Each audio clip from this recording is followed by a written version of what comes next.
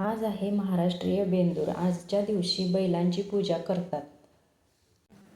सकाळी सगळ्यात अगोदर दारावरती अशा आंब्याच्या पानांचे तोरण लावून घेतले.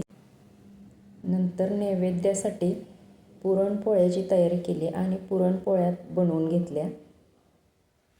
आता देवपूजेची तयारी केली आणि अगोदर रोजची देवपूजा करून घेतली.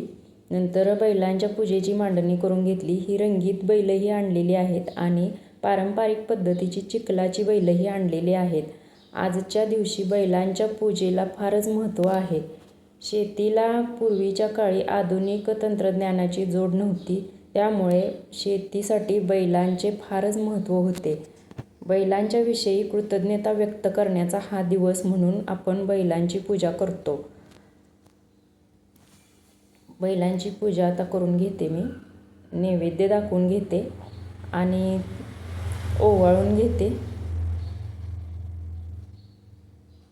शेतामध्ये जाऊन शेतातल्या घराच्या चौकटीलाही आंब्याच्या पानांचं असं छान तोरण लावलेलं आहे. आणि आता मग म्हटलं लगेचच उंबरठ्याचंही पूजन करून घ्यावं. उंबरठ्यालाही पूजा केली आणि ओवाळून घेतलं.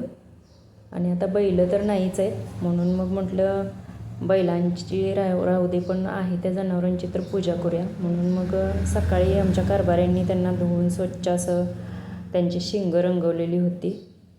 मग म्हटलं आता नैवेद्य दाखवून ओवाळून घ्यावं.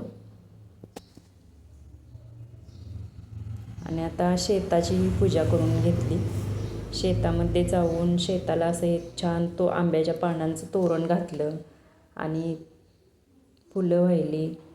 नंतर अगरबत्तीचा धूप दाखवून त्याला शेतालाही नैवेद्य दाखवला.